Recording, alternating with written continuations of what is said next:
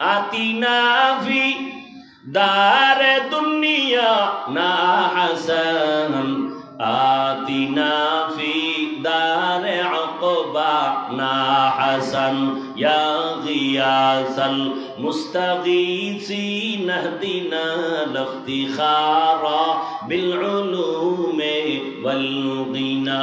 হর গড়ি দে নেকো তু তৈয়ার হে, जो न मांगे उससे तू बेजार है।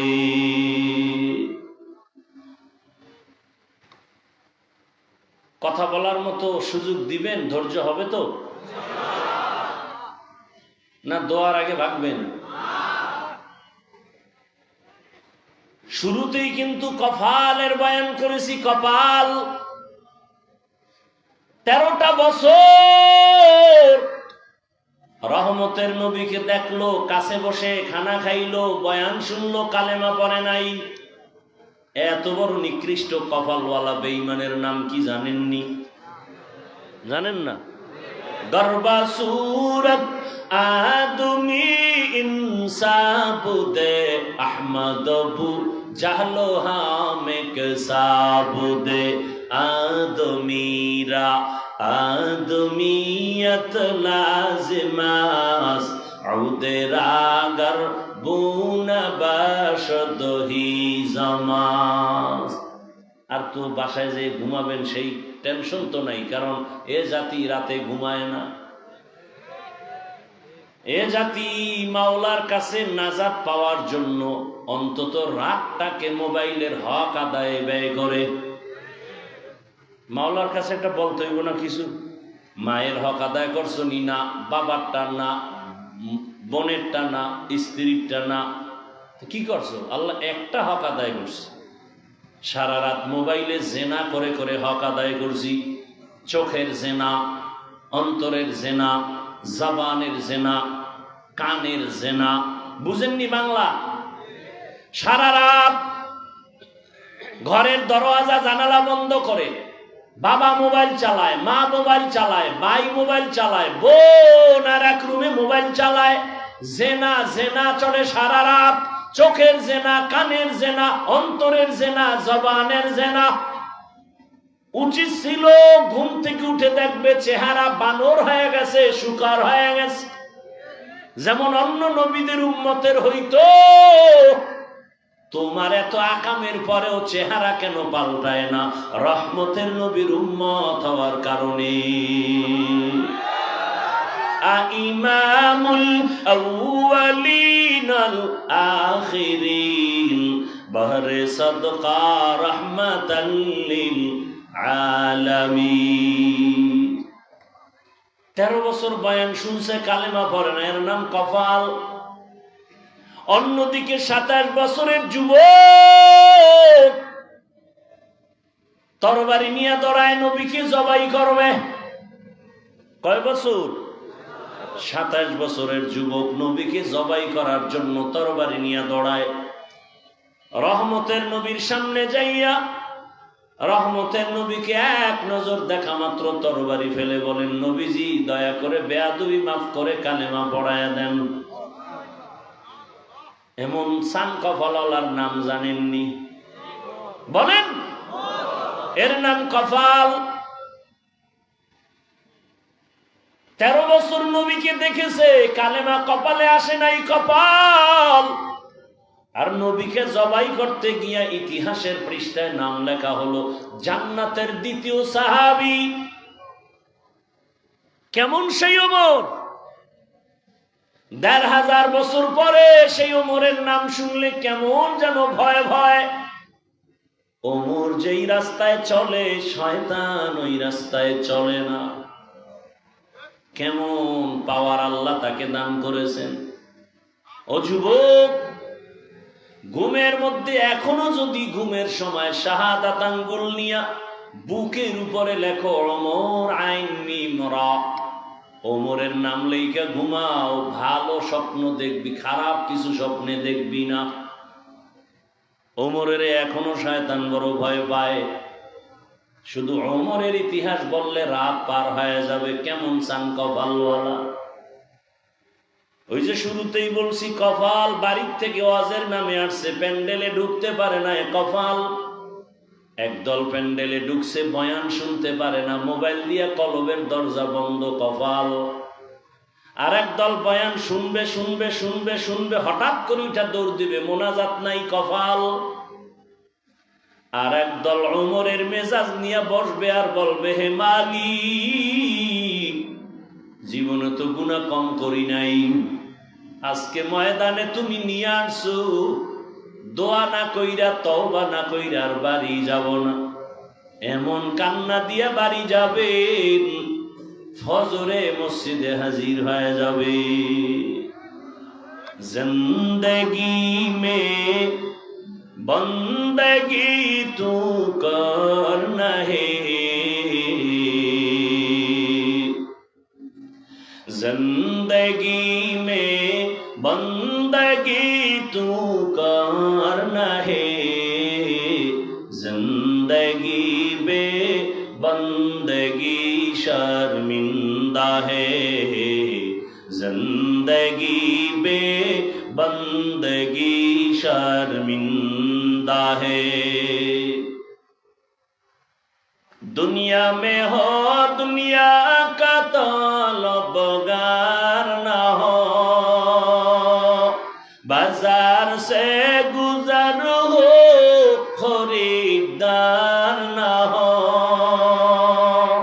ये दुनिया एक मिसले कागज फूल है, ये दुनिया एक मिसले कागज फूल है, जिंदगी में बंदगी तू करना है, जिंदगी में बंदगी तू करना है, जिंदगी में बंदगी शर्मिंदा है, जिंदगी में बंदगी शर्मिंदा है, जिंदगी में बंदगी कुन बंदगी, बंदगी बे जिंदगी शर्मिंदगी। भाईरा आमार, যে আয়াত আমি পড়েছি আপনারা জানেন, আর রহমান আল্লামাল কুরআন খালাকাল ইনসান আল্লামাহুল বায়ান। আয়াতের তরজমা শেষ, ব্যাখ্যায় ঢোকার আগে সামান্য একটু সময় নিচ্ছি, ভূমিকায় দু চারটি কথা শুনেন। জমিনে আল্লাহ মানুষ বানাইয়া, আল্লাহ মানুষকে বানাবার আগেই শ্রেষ্ঠ মর্যাদা দিয়েছেন, সিদ্ধান্ত ফাইনাল। জমিনে আল্লাহ পাঠাবার আগে এই মানুষের শ্রেষ্ঠত্ব ধরে রাখার জন্য আল্লাহ ব্যবস্থা দিয়েছেন দুইটা। এক ব্যবস্থার নাম রিজালুল্লাহ, আর এক ব্যবস্থার নাম কিতাবুল্লাহ। ব্যক্তি আর কিতাব, এই দুইটা ব্যবস্থা যারা গ্রহণ করে ধরে রেখে চলবে, তারা দুনিয়ায় বাদশা, পরকালেও বাদশা। ব্যক্তিও মানতে হবে, কিতাবও মানতে হবে। ব্যক্তিদের মধ্যে শ্রেষ্ঠ ব্যক্তি রহমাতুল লিল আলামিন। আল্লাহর দেওয়া যত কিতাব আছে, শ্রেষ্ঠ কিতাব হলো কুরআনুল কারীম। রহমতের নবী জমিনে আসছেন, আল্লাহ শ্রেষ্ঠ ব্যক্তি পাঠাইছেন, কিন্তু শ্রেষ্ঠ কিতাব এখনো দেন নাই। দীর্ঘ 40টা বছর রহমতের নবীর জীবনের বয়স অতিবাহিত হওয়ার পর আল্লাহ তাআলা শ্রেষ্ঠ কিতাব নাজিলের সূচনা করলেন। ইকরা বিসমি রাব্বিকাল্লাযী খালাক, খালাকাল ইনসানা মিন আলাক, ইকরা ওয়া রাব্বুকাল আকরাম, আল্লাযী আল্লামা বিল কলম, আল্লামাল ইনসানা মা লাম ইয়ালাম। মাত্র 5 আয়াত নিয়ে জিবরাইল আসছে, প্রথম কোরআনের সূচনা। তাও নবীর 40 বছরের পর প্রশ্ন প্রত্যেকটা পয়েন্টে। আল্লাহ তাআলা আমার নবীকে মক্কা নগরীতে পাঠাইলেন, যেই মক্কার মানুষ ছিল চরিত্রহীন, লম্পট। এত বড় খারাপ জায়গায় আল্লাহর পেয়ারা নবী, সৃষ্টির শ্রেষ্ঠ রহমতের নবীকে এত নাপাক মানুষের সমাজে পাঠালেন কেন? প্রশ্ন।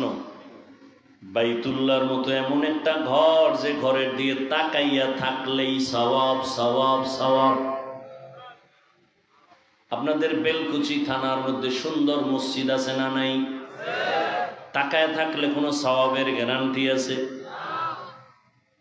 বাইতুল্লাহ এমন একটা ঘর, ইন্না আউওয়ালা বাইতিন উযিআ লিন-নাস লাল্লাযী বিবাক্কাতা মুবারাকান ওয়া হুদা, মুবারাকান ওয়া হুদাল লিল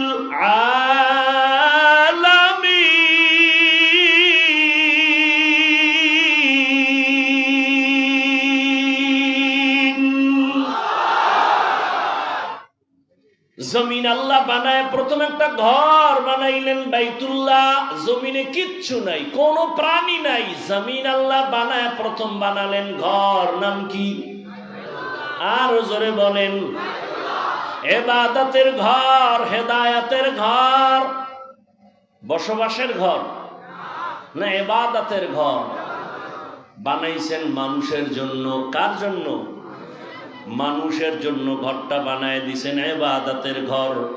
মানুষ আইসা দুনিয়ায় থাকবে, বসবাসের ঘর না বানাইয়া ইবাদতের ঘর আগে বানাইলেন কেন?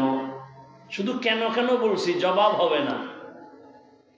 এত দামি ঘর, মানুষের জন্য ইবাদতের ঘর বানাইলেন, হেদায়েতের ঘর, বসবাসের ঘর কেন বানান নাই? কেন বানাইলেন না? আর এত সুন্দর ঘর, যারে দেখলে সব, সেই ঘরের পাশের মানুষ কেন তো চরিত্রহীন, লম্পট হলো কেন?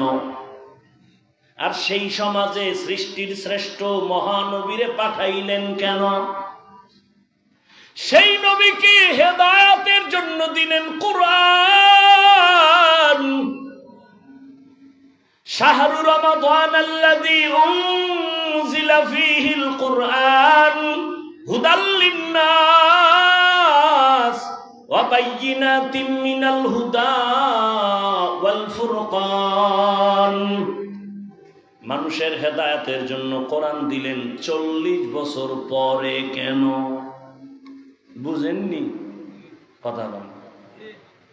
কয় বছর পর? নবী কি অবুঝ? 40 বছর পর্যন্ত অবুঝ? তো পরে দিলেন কেন?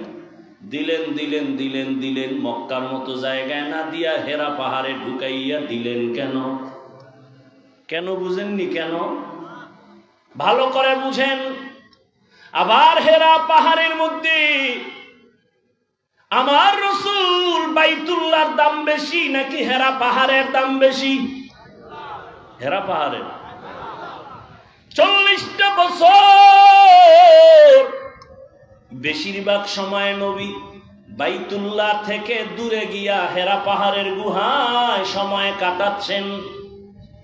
যেই বাইতুল্লাহ পৃথিবীর প্রথম ঘর, হেদায়েতের ঘর, যেই বাইতুল্লাহ দেখলে সওয়াব, সেই বাইতুল্লাহ ছাড়িয়া নবী হেরা পাহাড়ে সময় কাটালেন কেন?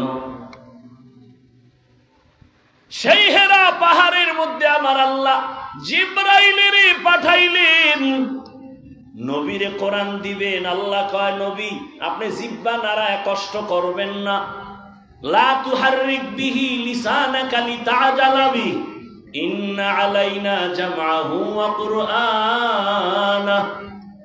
আমি কোরআন আপনার সিনায় জমা করে দিব, আপনার কষ্ট করা লাগবে না।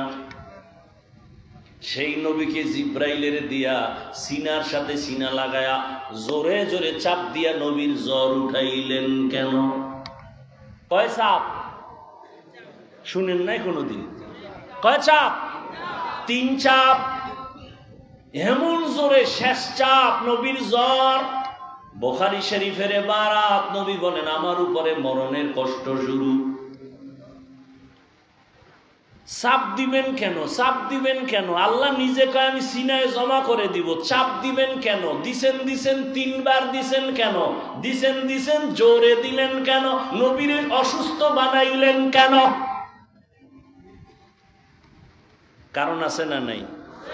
ইলমেরা এজাজ করদন বেহিসাব, খলকেরা দাদন জওয়াবে বাসওয়াব, হক না দারদ দুস্তে খলকা জারেরা, নিস্তে ই খসলত একে দিনদারেরা।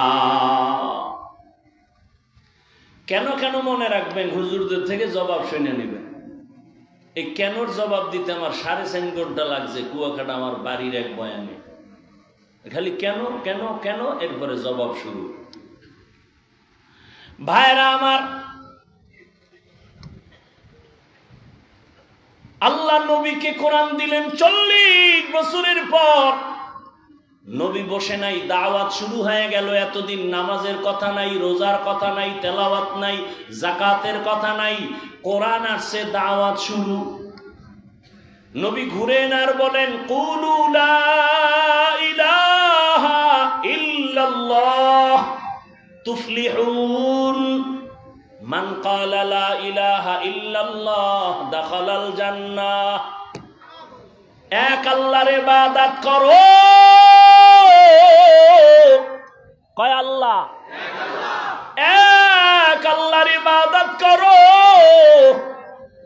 ইয়া আইয়ুহান নাস উবুদু রাব্বাকুমুল্লাযী খালাকাকুম ওয়াল্লাযীনা মিন ক্বাবলিকুম লাআল্লাকুম তাত্তাকুন। ভাল লাগে না? না কি কইলে ভাল লাগবে আমারে শিখাইয়া দাও।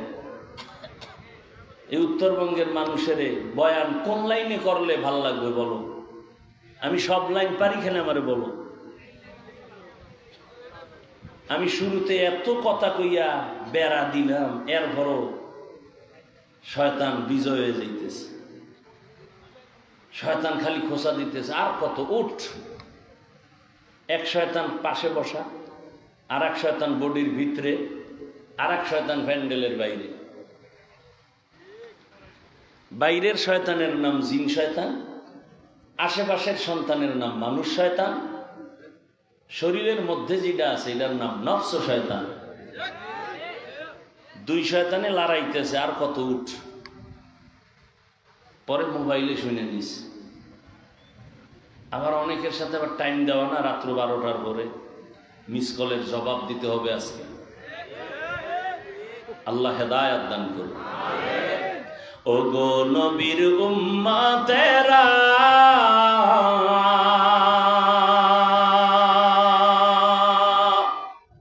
হয়ে আজি দিশাহারা, কোরআন হাদিসের চলো যখন যাহা চায় মনে, নবী বিনে কে দাঁড়াবে পুলসিরাত মিজানে, নবী বিনে কে দাঁড়াবে পুলসিরাত মিজানে। উম্মতের কান্ডারি নবী,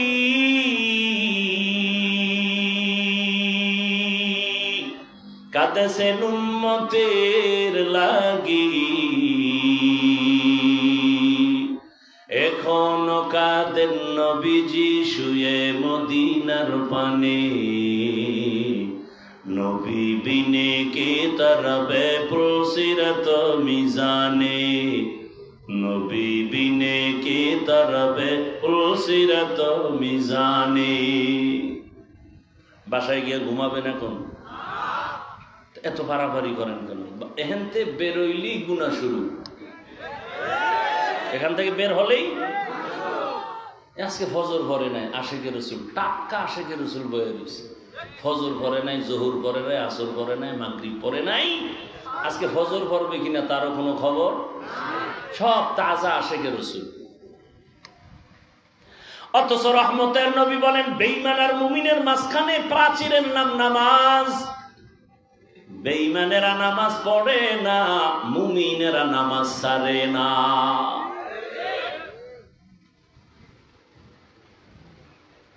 একটু শুনে যান, মানুষ কাকে বলে? মানুষ হতে পারি নাই। বক্তা হওয়া সহজ, মানুষ হওয়া বড় কঠিন। আবু জাহাল নবীরে চিনে জানে, খানা খায় দেখে, কালেমা পড়ে না কেন? মানুষ হতে পারে নাই। মানুষ হওয়া বড় কঠিন। এত বয়ান আর বয়ান, দাওয়াত ও তাবলীগের বয়ান, পীর মাশায়েখের বয়ান, আমগো বক্তাদের বয়ান, এরপরেও কেন মসজিদে মুসল্লি নাই? আসল কাজ হলো মানুষ নেই। সব একটাই মেহনত। মানুষ যেদিন হবে, মাওলানা হওয়া লাগবে না, মুফতি হওয়া লাগবে না। মানুষ যদি হতে পারো, বিনা হিসাবে জান্নাত। রহমতের নবী দাওয়াত দিতেছেন, এক আল্লাহর ইবাদত করো। কিছুদিন পর নবী আবার দাওয়াত দিতে যায়, আর কয় তোমরা রহমানের ইবাদত করো। মক্কার বেঈমানেরা কয়, আব্দুল্লাহর ছেলে মুহাম্মদ, এতদিন বললি আল্লাহর ইবাদত করবো, এখন আবার রহমানের কথা বলো কেন? তোর আল্লাহ দুইজন নি? না না না, দুইজন না। কয়জন? একজন। তো জবাব দে, মানির রহমান, রহমান আবার কে? নবী বলেন, অপেক্ষা কর, আমার আল্লাহ রহমান কে? জবাব দিয়া আল্লাহ বলে, নবী ওদের জানায় দেন আমি রহমানকে। আর রহমান আল্লামাল কুরআন। রহমান হলেন তিনি, কোরআন শিক্ষা দিলেন যিনি। খালাকাল ইনসান, মানুষ সৃষ্টি করলেন যিনি। এইবার মূল কথা খেয়াল করেন। আল্লাহ বলেন রহমান হলেন তিনি, কোরআন শিখাইলেন যিনি, মানুষ বানাইলেন যিনি, তিনি হলেন রহমান। খেয়াল করছেন? কি খেয়াল করছেন? আল্লাহ আগে কোরআন শিখাইছেন, তারপরে মানুষ বানাইছেন। বাস্তবে দেখি পুরা উল্টা। আমাদের সৃষ্টি আগে, শিক্ষা হলো পরে। দুনিয়াতে আসছি, বড় হয়েছি, তারপরে আলিফ বাতা কোরআন শিখছি। আল্লাহ কয়, না না না, আমি আগে কোরআন শিখাইছি, তারপরে মানুষ সৃষ্টি করেছি। আর রহমান আল্লামাল কুরআন খালাকাল ইনসান। আল্লাহ মানুষ আগে সৃষ্টি করেন নাই, আগে কোরআন শিখাইছেন, এরপরে মানুষ সৃষ্টি করেছেন। আল্লাহ যতই বলেন, আমরা বাস্তবে তো দেখি যেটা চোখের সামনে। আমরা আগে কোরআন শিখি নাই, আমরা আগে জন্ম নিয়ে বড় হয়ে তারপরে কোরআন শিখছি। ও আল্লাহ গো, আপনি কেন উল্টা বললেন আমাদের সামনে? মুফাসসিরিনে কেরাম জবাব দেয়, ফি'লুল হাকিম লা ইয়াখলু আনিল হিকমা। হাকিমের কোনো কাজ হিকমত থেকে খালি না, জ্ঞানীদের কোনো কাজ জ্ঞান থেকে শূন্য না। আল্লাহ কেন বললেন? এর কারণ আল্লাহর আদালতে সব মানুষের কোনো দাম নাই, সব মানুষ জান্নাত পাবে না। বলে কোন মানুষ পাবে, কোন মানুষ পাবে না? জমিনে একদল মানুষ হলো বংশগত মানুষ, আর একদল মানুষ হলো জন্মগত মানুষ, আর একদল মানুষ হলো গুণের মানুষ। কয় দল হইল? জন্মগত মানুষ জান্নাত পাবে না, বংশগত মানুষের শুধু এই পরিচয়, জান্নাত পাবে না। একমাত্র গুণের মানুষ পাবে জান্নাত। বংশগত মানুষ মানি আদম নবীর বংশে যারা আসছে। আদম নবীর বংশে তো হিন্দুরাও আসছে, বৌদ্ধরাও আসছে, সব নাকি হিন্দুরা অন্য নবীর? সব আদম নবীর বংশে। এই পরিচয়ে যদি জান্নাত পায়, বিধর্মীরাও জান্নাত পাবে। পাবে? পাবে না। অতএব বংশগত মানুষের পরিচয়ে জান্নাত হবে না। আমার আব্বা জানের ঔরসে আমার জন্ম, আমার আব্বা জান জন্মগত আমার বাবা, আমি তার জন্মসূত্রে সন্তান, এই পরিচয়ে জান্নাত পাওয়া যাবে না। আমার বাবার জন্মে আমি মানুষ হইতে পারি না, আমি একটা মানুষের সুরত ধারণ করে আসছি। আল্লাহ কয় আমার কাছে একমাত্র গুণের মানুষ জান্নাত পাবে। এবার গুণের মানুষ কাকে বলে শুনবেন তো নাকি না অধৈর্য হয়ে যাইতেছেন? গুণের মানুষ কাকে বলে শুনেন। ভালো একটা মূলনীতি মনে রাখবে না জীবন। কোন বস্তু যদি বানায়, বানানেওয়ালা কোন কাজের জন্য বানায় নাকি এমনি? কাজের জন্য বানায়। ভালো করে মনে রাখবেন এই মূলনীতি উসুল। কোন বস্তু বানানেওয়ালা যেই কাজের জন্য বানাবে, ওই কাজ হলো ওই বস্তুটার গুণ। ওই কাজ যেমন আমার সামনে মাউথ আছে, কথা বলি, মেশিনে আমার কথা টান দিয়া হর্ন থেকে কথাগুলো ইউনিটের মাধ্যমে বের করতেছে।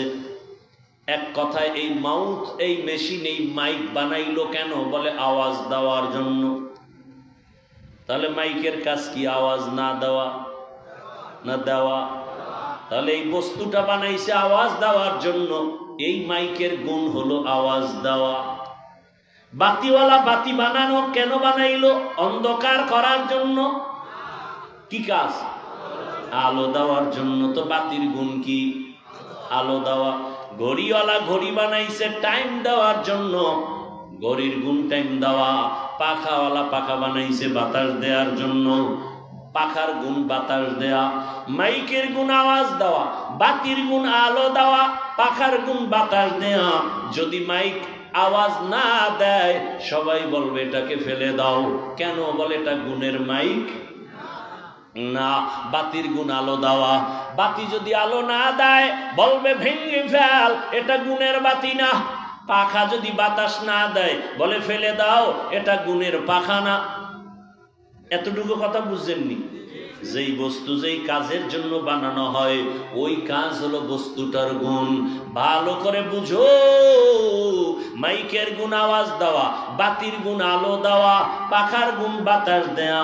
এবার আপনারা একটু বলবেন জানা থাকলে, আমাদের মতো মানুষ আল্লাহ কোন কাজের জন্য বানাইছেন? বিড়ি টানার জন্য। ওয়ামা খালাকতুল জিন্না ওয়াল ইনসা ইল্লা লিয়াবুদুন।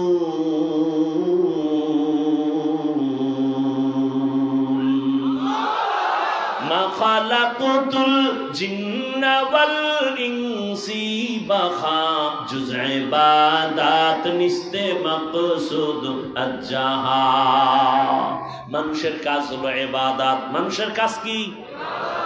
তাহলে মানুষের গুণ কি? গেছে এক কথা, একটু একটা শব্দ ঘুরে গেছি, মনে হয় আসমান মাথায় ঘুরে গেছে। মানুষের কাজ ইবাদত। তা যেই বস্তু যেই কাজের জন্য বানায়, ওই কাজ ওই বস্তুটার গুণ। আমাদের বানাইছেন ইবাদতের কাজের জন্য, আমাদের ইবাদত করাটাই গুণ। ইবাদত করলে আমি গুণের মানুষ। মাইক আওয়াজ দিলে গুণের মাইক, বাতি ঠিকমতো আলো দিলে গুণের বাতি, পাখা যদি ঠিকমতো বাতাস দেয় গুণের পাখা, মানুষ যদি ঠিকমতো ইবাদত করে গুণের মানুষ। মাইক যদি আওয়াজ না দেয় গুণের মাইক না লাথি মেরে ফালায়া দে। মানুষ তোর গুণ হলো ইবাদত। ইবাদত না নিয়ে যদি আজরাইলের হাতে ধরা পড়ে যাও, আল্লাহ বলবে কে লাথি মেরে জাহান্নামে ফালায়া দে। এটা গুণের মানুষ না। যার ইবাদত নাই ও মানুষ সুরতে আবু জাহিল্লা মানুষ।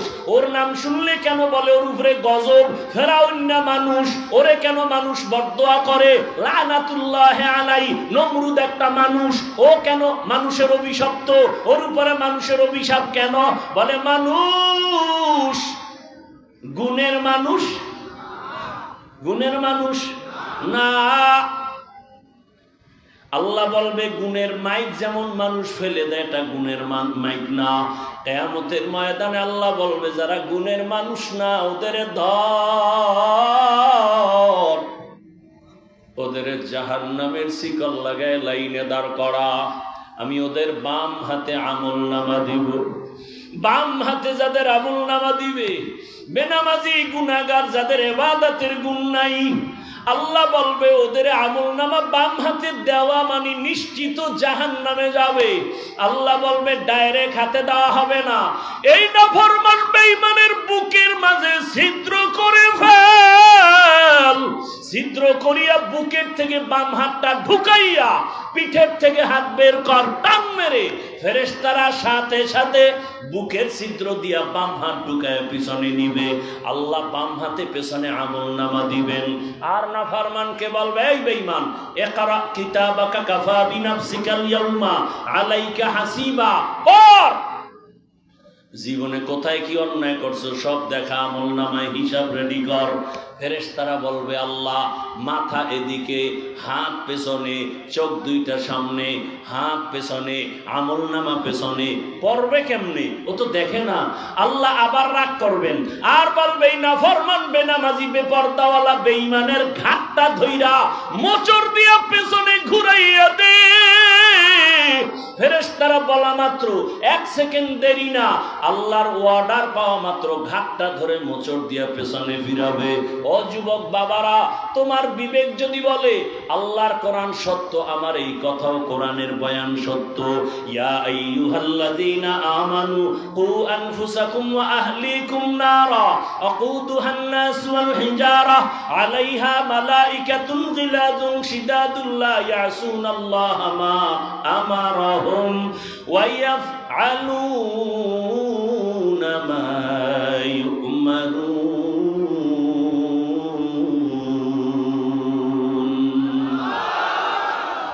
ফেরেশতাকে আল্লাহ যা বলবেন তাই। আর ইবাদতের গুণ নিয়ে যারা কবরে যাবে, আল্লাহ তাদের জন্য কবর জান্নাত বানাবেন। হাসরের ময়দানে আল্লাহ অর্ডার করবে, এই নাজাত পানেওয়ালা নেক আমলওয়ালারা, তোমরা যারা ইবাদতের গুণ নিয়ে আসছো, তোমরা খবরদার সূর্যের গরম সহ্য করতে পারবা না। আমি আল্লাহর কুদরতের ডান পাশে আরশে আজিম, ওখানে গিয়ে তোমরা অপেক্ষা করো। ইয়া আইয়াতুহান নাফসুল মুতমাইন্নাহ ইরজিই ইলা রাব্বিকি রাদিয়াতাম মারদিয়াহ ফাদখুলি ফি ইবাদি ওয়াদখুলি জান্নাতি। আগে জান্নাত না, আগে আমার মহব্বতের বান্দাদের কাফেলায় ঢোক, এরপরে হলো জান্নাত। ও আমার বাবারা, মানুষের গুণ হলো ইবাদত। আর ইবাদত কোন সিস্টেমে করব? মন গড়া করলে হবে না, ইবাদতের নিয়ম জানা লাগবে, নিয়ম জানতে হবে।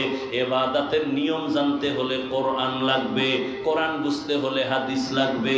তুমি পড়তে পারো না, আলেম লাগবে, আলেম থেকে কোরআন হাদিস যাই না, ইবাদতের নিয়ম শিখা। ইবাদত করলে তুমি গুণের মানুষ, আর গুণের মানুষের জন্য বিনা হিসাবে জান্নাত। তাহলে কি প্রমাণ হলো? আল্লাহ এই কথা বুঝাবার জন্য বলে, আমি আগে মানুষ বানাই নাই, আগে কোরআন শিখাইছি, তারপরে মানুষ বানাইছি। অর্থাৎ যারা আলেম ওলামাদের কাছে যাইয়া কোরআন শিখা ইবাদত করবে, তারা গুণের মানুষ। তাহলে গুণের মানুষ হওয়ার আগে কোরআন লাগবে, কোরআন দিয়ে ইবাদত বুঝবে, তারপরে করবে, তারপরে গুণের মানুষ। আল্লাহ এদিকে ইঙ্গিত করে বলেন, আমি আগে কোরআন শিখাইছি, তারপরে মানুষ বানিয়েছি। আর রহমান আল্লামাল কুরআন খলাকাল ইনসান, আমি আগে কোরআন শিখাইয়া ইবাদতের মাধ্যমে গুণের মানুষ বানাইছি। অতএব যারা উলামায়ে কেরামের কাছে যাইয়া কোরআন হাদিসের মাধ্যমে যারা ইবাদত করবা, আলেম ওলামাদের পরামর্শ নিয়া যারা মানুষ ইবাদত করে গুণের মানুষ হইবা, তাদের জন্য আমি আল্লাহ জান্নাত বানায় রাখছি। এজন্যই বলছি বাবা, আমি হাফিজুর রহমান তো মানুষই না, বাদ দাও। আমরা যাদের থেকে লেখাপড়া শিখছি তারা আরো কত আল্লাহওয়ালা, তারা যাদের থেকে এলেম আনছেন তারা আরো আল্লাহওয়ালা। এক পর্যায়ে সাহাবায়ে কেরাম তো আরো বড় দামি। কেমন দামি? 10 জন সাহাবার নামে আল্লাহ জান্নাতে টিকিট দিয়েছেন, ঠিক নি? দুনিয়াতে টিকিট পাইছেন। জানা থাকলে বলেন প্রথম 10 জনের মধ্যে